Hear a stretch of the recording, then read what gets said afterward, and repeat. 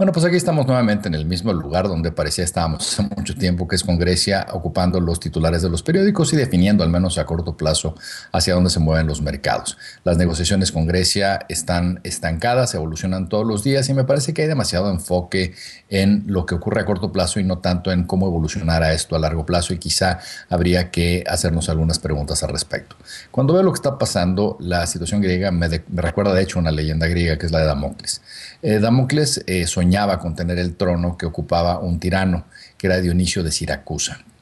Y cuando llega al trono de este, se da cuenta que con este premio venía un castigo, que era que sobre su cabeza siempre colgaba en el trono una enorme espada que le apuntaba y que estaba detenido solamente del pelo de un caballo.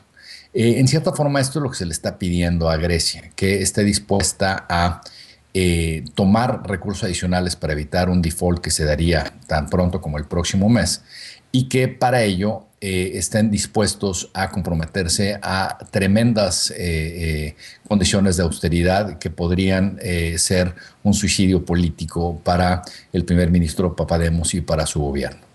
En cierta forma, lo que se está pidiendo a Grecia es que recupere el orden fiscal. Ciertamente Grecia tiene un déficit fiscal enorme, ciertamente hicieron todo lo que no debían haber hecho porque dijeron mentiras a sus socios europeos, falsificaron información, crecieron el gasto público en forma colosal sin que jamás hicieran algún esfuerzo por incrementar la productividad de su economía. Pero al final del día lo que tenemos que preguntarnos es qué efecto tienen estas medidas para la sostenibilidad de la deuda griega. Lo que hemos visto es que esta es una economía que lleva años reduciéndose y a la cual en este momento, cuando ya tienen 20% casi de desempleo, se le está pidiendo no solamente que se baje el ingreso que reciben los burócratas, se baje en 20%, en un país donde 50% de los trabajos dependen directa o indirectamente del Estado. Les piden que bajen el gasto público en general, que incrementen la recaudación de impuestos, que aumenten las tasas y que aumenten aparte o sea, que sean mucho más eficientes al recaudar en un país donde hay enorme evasión fiscal. Y al hacerse todo esto, lo que tenemos que pensar es que se acaba persiguiendo una meta que nunca se va a alcanzar. Porque cuando estamos hablando de reducir un déficit fiscal, hay un componente de este que tiene que ver con el ingreso de recursos fiscales, pero el otro tiene que ver con el tamaño de la economía. Es decir, el endeudamiento relativo al tamaño de la economía puede seguir creciendo aun cuando el endeudamiento baje si la economía se contrae más que proporcionalmente. Y esto es un poco lo que está pasando por el otro lado. Cuando se imponen estas condiciones de austeridad, lo que básicamente se está haciendo es generar enorme fricción a nivel social, donde la gente esperaría que por este sacrificio venga la satisfacción, digamos, de haber llegado a la meta propuesta. Pero esta meta nunca se alcanza, porque conforme la economía se hace más y más pequeña, la recaudación se va haciendo también cada vez más pequeña y se sigue generando déficits fiscales. Entonces, se acaba volviendo un tema políticamente muy complicado, particularmente cuando se acercan las elecciones en este país y donde el gobierno de Papademos podría acabar saliendo, porque básicamente pierde el apoyo popular ante las enormes huelgas que hemos visto en este país. En cierta forma, lo que haría más sentido es que hubiera una concentración a aumentar la capacidad de crecimiento de la economía griega. Y no es difícil hacerlo en un país que es tan extraordinariamente ineficiente como Grecia, un país que tiene muchos cuellos de botella, donde hay mucho clientelismo por el aparato político que ha generado una serie de acuerdos con gremios poderosos, donde ha habido un alto nivel de proteccionismo. Si esta economía se volviera un poco más eficiente y se le dieran las condiciones para generar crecimiento, sería mucho más eficiente ese vehículo para tratar de generar ingresos fiscales.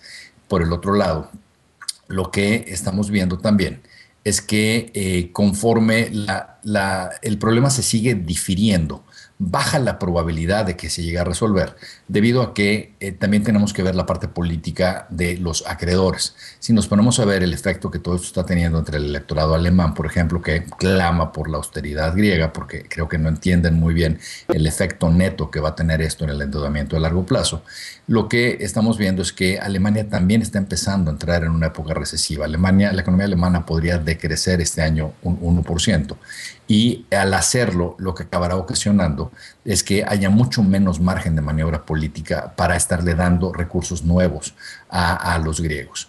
En muchos sentidos, entonces, el gran tema de fondo en todo esto es que lo que definirá, por ejemplo, la situación que tiene la eurozona con Portugal será cómo se trate este endeudamiento griego.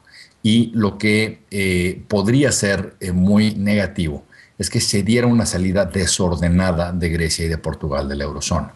En mi opinión, son dos países que tienen que salir de la eurozona para que permitan que los recursos de estos países más desarrollados de Europa se concentren en tratar de evitar el contagio hacia Italia y España, cuyos colapsos serían devastadores para la banca europea y mundial.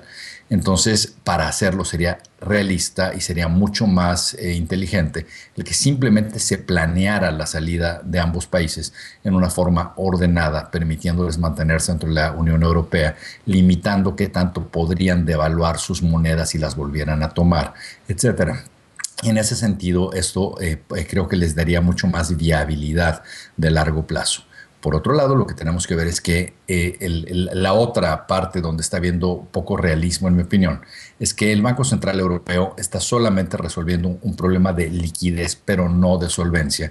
Y para esto lo que vamos a ver en los próximos meses es una fuerte inyección de liquidez que provendrá del Banco Central Europeo, como antes provino de la Reserva Federal de Estados Unidos. Y vamos a ver cómo el balance del Banco Central va a crecer rápidamente en los próximos meses. Y básicamente lo que hacen es emitir euros, y con esa emisión compran bonos denominados en euros que están en el mercado. Al hacer esto, entonces sube el precio de los bonos y que bajan las tasas de interés, pero también le inyectan liquidez a la economía para tratar de aliviar la situación.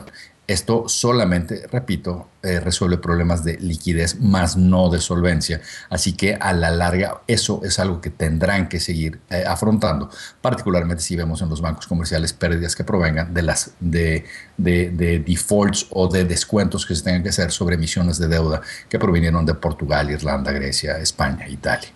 Este tema le falta un largo camino por recorrer y sería un gran error pensar que si se llega a una resolución de corto plazo sobre Grecia, eso ya resuelve la situación. Y algo que sí tenemos que ver como una situación que es probable que se presente es que conforme veamos esta expansión en el balance del Banco Central Europeo, es probable que veamos al euro debilitarse contra otras monedas simplemente como efecto de un enorme crecimiento en la oferta monetaria. De inflación, sin embargo, yo todavía no me preocuparía. Es tan recesiva en cierta forma la situación que falta mucho tiempo para que se genere una presión inflacionaria, pero el efecto sobre las monedas sí será relevante. Hasta la próxima.